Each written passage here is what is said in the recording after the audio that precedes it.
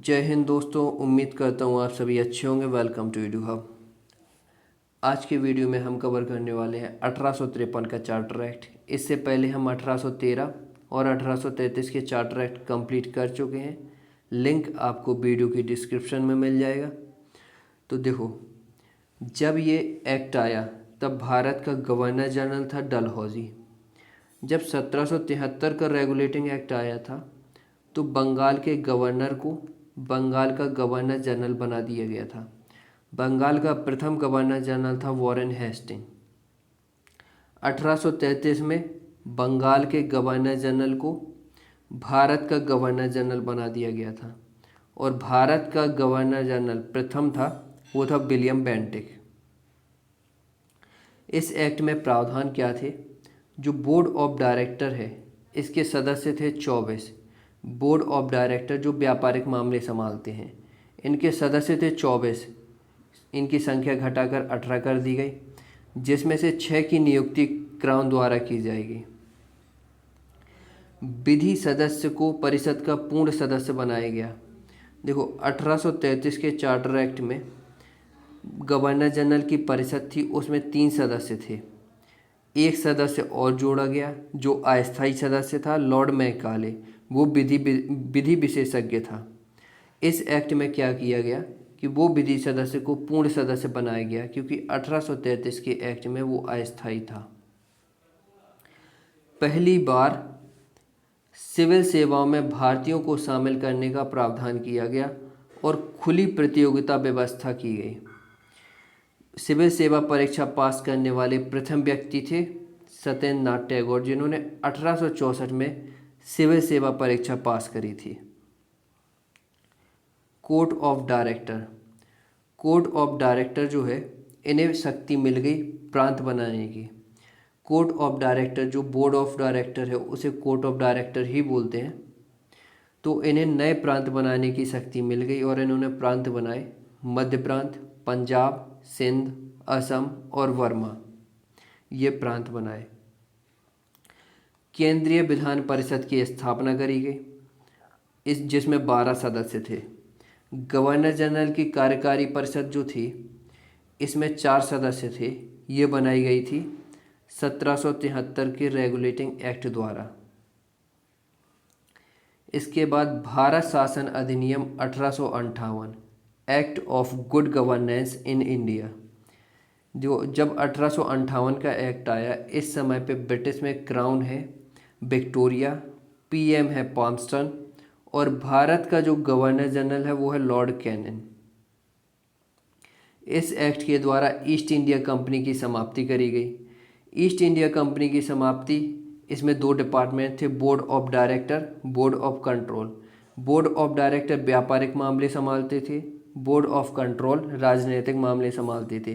तो कंपनी की समाप्ति मतलब बोर्ड ऑफ डायरेक्टर और बोर्ड ऑफ कंट्रोल की समाप्ति। तो अब भारत में शासन कैसे होगा? देखो, ये जो एक्ट आया था ये 1857 की क्रांति के बाद आया था, तो इसीलिए इस एक्ट पे सबसे ज़्यादा प्रभाव पड़ा है 1857 की क्रांति का, कि ऐसी क्रांति दोबारा ना हो। ये जब एक्ट आया तो इस एक्ट को भारतीय शिक्षित वर्ग द्वारा भारतीय मैग्ना कार्टा कहा गया। क्यों कहा गया? देखो, मैग्ना कार्टा का अर्थ होता है प्रजा के मौलिक अधिकार, कुछ ऐसे फंडामेंटल राइट जिनसे राजा छेड़छाड़ नहीं कर सकता, उन्हें बोलते हैं फंडामेंटल राइट। तो जब सत्ता परिवर्तन हुआ, अभी तक ब्रिटिश कंपनी शासन कर रही थी, अब सीधा ब्रिटेन क्राउन शासन करेगा भारत में, तो कंपनी समाप्त कर दी गई। तो अब भारतीय वर्ग को लगा कि अब हमें कुछ मौलिक अधिकार दिए जाएंगे, तो इसीलिए भारतीय शिक्षित वर्ग द्वारा इस एक्ट को मैग्ना कार्टा कहा गया, 1858 के एक्ट को। ईस्ट इंडिया कंपनी की समाप्ति, board of director, board of control की समाप्ति, और जो गवर्नर जनरल है, जो भारत का गवर्नर जनरल है, उसका नाम परिवर्तन करके भारत का गवर्नर जनरल और वायसराय कर दिया गया। समझो, देखो 1773 का जब रेगुलेटिंग एक्ट आया था तो जो बंगाल का गवर्नर था उसे बंगाल का गवर्नर जनरल बना दिया गया था। 1833 का जब एक्ट आया तो जो बंगाल का गवर्नर जनरल था उसे भारत का गवर्नर जनरल बना दिया गया था। अब जो 58 का एक्ट आया है, इस एक्ट में भारत का जो गवर्नर जनरल है उसे वायसराय बना दिया गया। तो प्रथम वायसराय कौन होगा? वो होगा लॉर्ड कैनिंग। लॉर्ड कैनिंग प्रथम वायसराय होगा, जिसकी नियुक्ति सीधी क्राउन द्वारा की जाएगी, क्योंकि कंपनी की समाप्ति हो गई है। अब सीधा क्राउन शासन करेगा और ये जो वायसराय है वो क्राउन द्वारा नियुक्त किया जाएगा। तो देखो, अभी कंपनी शासन कर रही थी और ब्रिटिश से कानून बन के आते थे, यहाँ पे कंपनी अप्लाई करती थी। अब कंपनी को कर दिया गया समाप्त, तो अब ब्रिटिश शासन कैसे करेगी? तो एक निकाय बनाया गया जिसे बोलते हैं भारत परिषद। इसमें 15 सदस्य थे। इसका जो हेड था, इसका जो चीफ था, वो था भारत राज्य सचिव। उसको भारत राज्य सचिव कहते थे। और ये सदस्य भारत परिषद, जो सदस्य भारत परिषद है, इसका गठन हुआ था ब्रिटेन में। ये ब्रिटिश में है, जिसमें 15 सदस्य हैं। और अब भारत में शासन कैसे होगा? ये इंडिया है, इस पे शासन करेगा वायसराय। वायसराय रिपोर्ट करेगा ये ब्रिटिश परिषद, भारत परिषद को। वायसराय रिपोर्ट करेगा भारत परिषद को। भारत परिषद रिपोर्ट करेगी ब्रिटिश संसद को, और ब्रिटिश संसद रिपोर्ट करेगी क्राउन को। भारत से वायसराय, वायसराय से भारत परिषद, भारत परिषद रिपोर्ट करेगा ब्रिटिश संसद को, और ब्रिटिश संसद रिपोर्ट करेगा क्राउन को। अब ये जो सदस्य हैं, जो भारत परिषद बनाई गई जो ब्रिटिश में है, उसका वेतन कहाँ से जाएगा? वो जाएगा भारतीय राजकोष से। भारतीय राजकोष से इन सब का वेतन जाएगा 15 सदस्य का।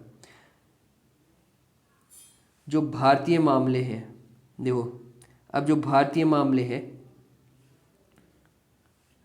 भारतीय मामलों का सबसे बड़ा निकाय कौन है? वो है भारत परिषद।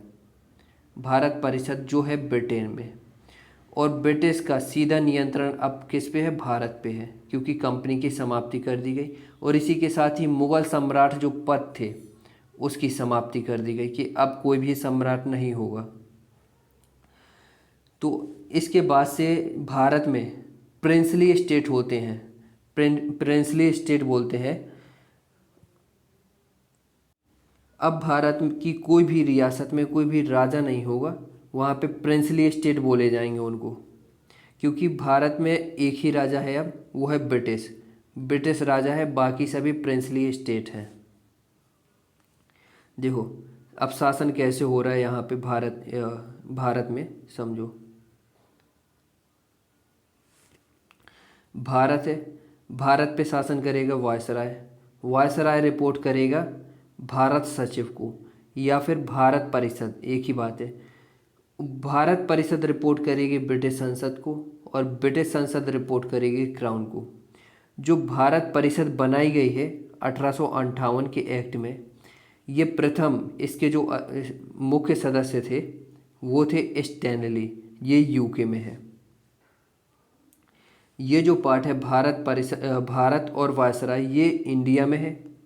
और ये जो चीज़ें हो रही हैं भारत परिषद है, ये ब्रिटिश में है। इनका वेतन कहाँ से? भारतीय राजकोष से जाएगा। और जो भी भारतीय रियासतें हैं और धार्मिक मामले हैं, भारत के जो धार्मिक मामले हैं, अब ब्रिटिश क्राउन उनमें हस्तक्षेप नहीं करेगा, क्योंकि जो 1857 की क्रांति हुई थी, ये इनका वही मानना था कि ये धार्मिक मामलों में हस्तक्षेप करने से हुआ है। इसके बाद आया भारत परिषद एक्ट 1861, इंडियन काउंसिल एक्ट 1861। इस समय पे क्राउन थी विक्टोरिया, और जो वायसराय थे लॉर्ड कैनिंग थे। देखो, 1858 में जो भारत का गवर्नर जनरल है उसे वायसराय बना दिया गया था, और प्रथम वायसराय थे लॉर्ड कैनिंग। इस एक्ट में प्रावधान थे विकेंद्रीकरण के। देखो, 1773 का रेगुलेटिंग एक्ट जब आया तो केंद्रीकरण की नींव रखी गई। मतलब जो बंगाल का गवर्नर जनरल था उसके पास कंट्रोल आ गया। जो मद्रास के गवर्नर थे और यहाँ पे बम्बई के गवर्नर थे, इनका कंट्रोल आ गया था। ये सबमिट करेंगे, जो भी चीज़ करेंगे रिपोर्ट करेंगे इसको, किसको, बंगाल के गवर्नर जनरल को। तो एक तरह से केंद्रीकरण की नींव रखी गई। इसके बाद 1833 में पूर्णतः केंद्रीकरण कर दिया गया कि अब जो भारत का गवर्नर जनरल होगा वही पूरे भारत पे शासन करेगा, वही विधि बनाएगा। तो एक तरह से पूरा केंद्रीकरण हो गया था। अब इस एक्ट में 1861 के एक्ट में विकेंद्रीकरण किया गया, विधायी विकेंद्रीकरण और न्यायी। कैसे, देखो प्रांतों में जो प्रांत बनाए गए थे उनमें 3 विधान परिषद बनाई गई, एक बंगाल में, एक नॉर्थ वेस्ट प्रोविंस में और एक पंजाब में प्रांतीय विधान परिषद बनाई गई। और न्यायिक विकेंद्रीकरण किया गया, 3 जगह न्यायालय की स्थापना की गई, मद्रास, बम्बई और कलकत्ता न्यायालय की स्थापना करी गई। और जो गवर्नर जनरल की कार्यकारी परिषद थी जिसमें सदस्य 4 थे, इसमें एक 5वां सदस्य भी जोड़ने का प्रावधान था 1861 के एक्ट में। जो मद्रास और बम्बई की विधान परिषद थी उन्हें विधि बनाने की अनुमति दे दी गई, क्योंकि जो 1773 का रेगुलेटिंग एक्ट था, यहाँ पे जो है वो है बम्बई, और यहाँ पे है मद्रास, और यहाँ पे है बंगाल। तो जो भारत का गवर्नर जनरल था, जो बाद में वायसराय बन गया था, ये सभी रिपोर्ट कर रहे थे इनको, इनके पास विधि बनाने की शक्तियाँ भी ले ली गई थी।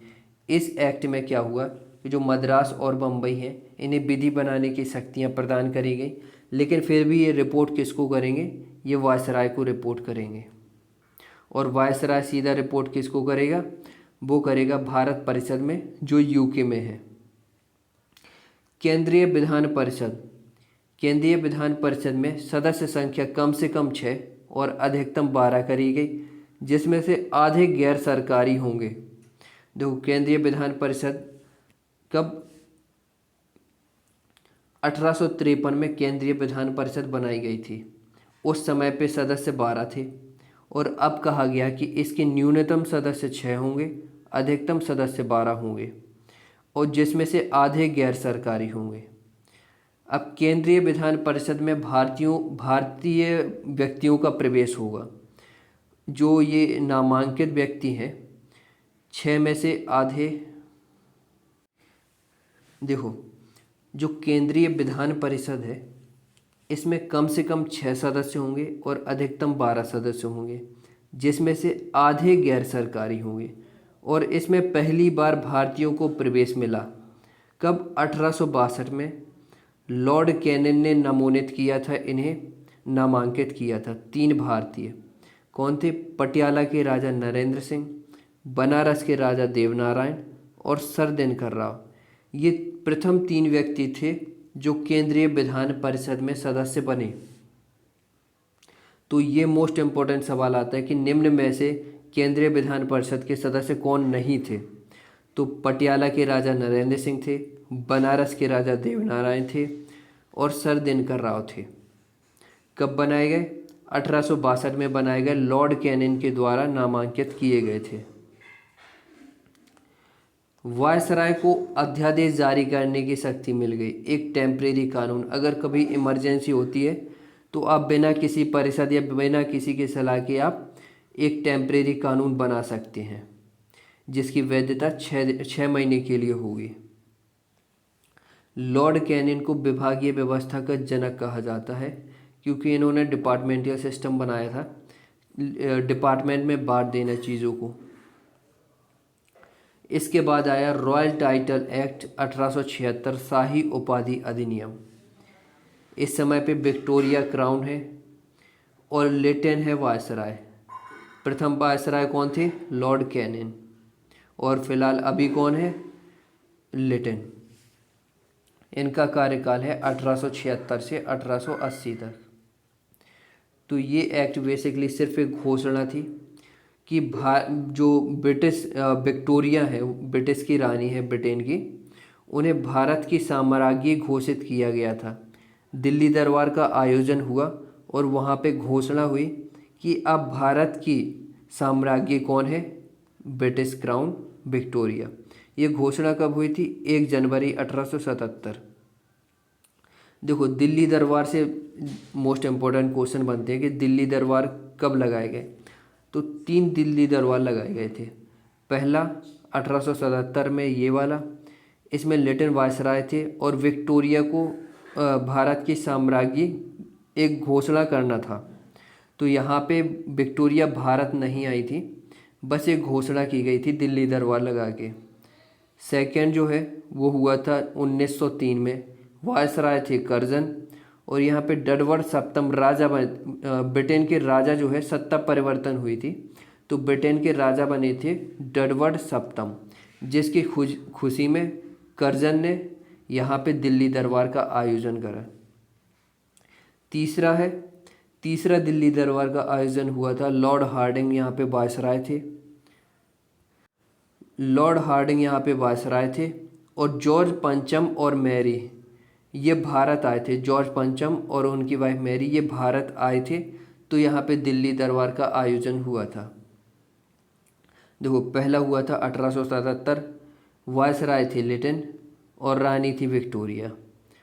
1903 में वायसराय थे कर्जन, डडवर्ड सप्तम सत्ता बदली थी तो ये क्राउन बने थे। और 1911 में जॉर्ज पंचम और उनकी वाइफ मैरी इंडिया आए थे, भारत आए थे, तो दिल्ली दरबार का आयोजन हुआ और उस समय पे हार्डिंग थे वायसराय। तो थैंक यू दोस्तों, आज की वीडियो में इतना ही। मिलते हैं आपसे अगली वीडियो में। Thank you. वीडियो को ज़्यादा से ज़्यादा शेयर करें। Okay, thank you.